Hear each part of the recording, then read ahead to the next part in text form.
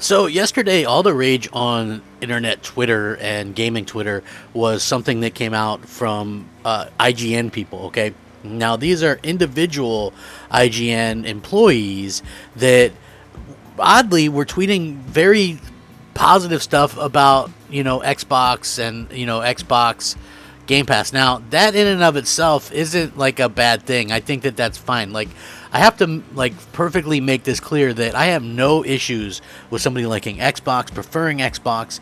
I think that's fine, right? Like I think that's fine. But and even a journalist, right? I don't even have a problem with journalists maybe having something to do where they have a preference or whatever, because that happens all the time too. Like regardless of, I guess depending on when you got your start in gaming, you're probably always going to kind of defer to that thing that you grew up with. So I totally understand that. But this is really kind of involving two people.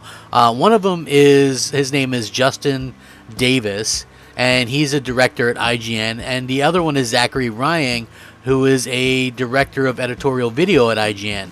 Now, the very, very interesting part about this is, I saw this, and I saw a lot of course, PlayStation fans kind of commenting on it, and of course, the Xbox fanboys love it, and, I just found it to be very kind of funny to me. So, these tweets were made May 21st, or excuse me, were made at 9:27, and the first one was made at 9:27, and the other guy made his at 9:34. So basically, within a 7-minute period, these two IGN employees, two directors at IGN, made two kind of similar posts about how much they love Game Pass and Xbox. Now, listen. I have to kind of, dig into this. I had to. I wasn't going to, but this is so weird to me. So, first of all, Zachary Ryan, who's a director of editorial video at IGN, he says, the Series X is the first Xbox I've ever owned outright, and god darn, I'm all in this gen. I feel like I'm making up for lost time playing just about everything on Xbox these days. The functionality, UI, Game Pass, I just really love this little guy. So, okay, fair enough. He loves Xbox, this first one, whatever. 7 minutes later, Justin Davis. Since the launch of the next gen, I've done a complete 180, and at this point, I wouldn't really recommend a PS5 to people, not until it has more games. Get an Xbox Series X and sign up for Game Pass.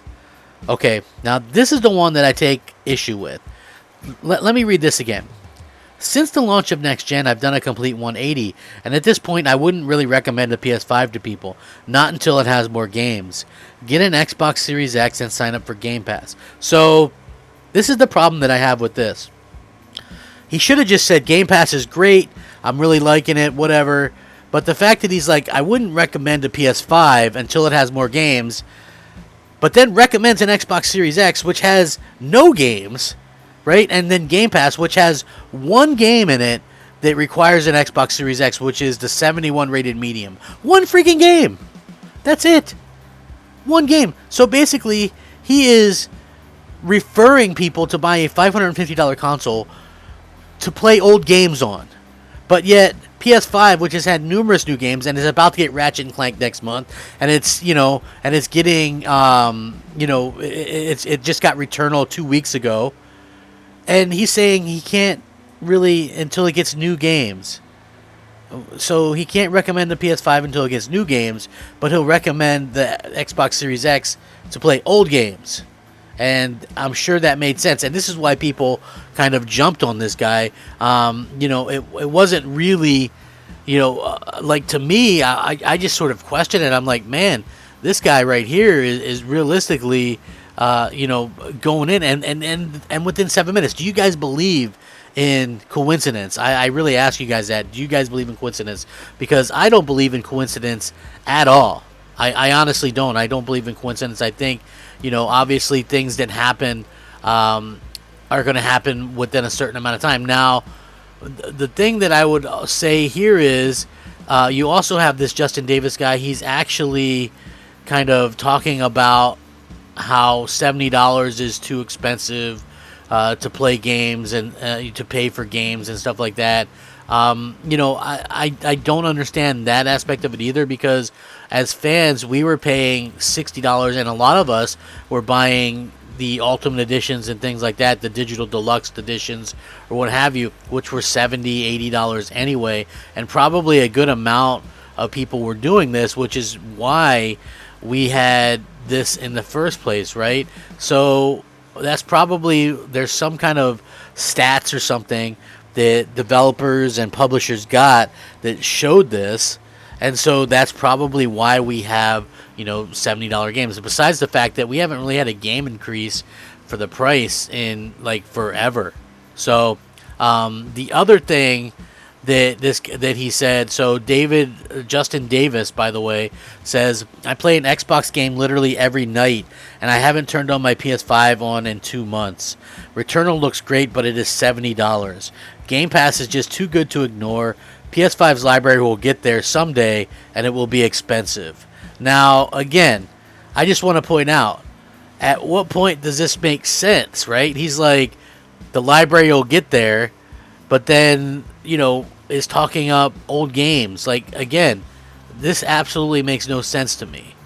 It absolutely makes no sense to me. And to be honest with you, the funny part to this is, this Justin Davis guy, who says he plays his Xbox every night, got exposed really bad because they found his gamer tag and he hasn't played Xbox in over 2 weeks.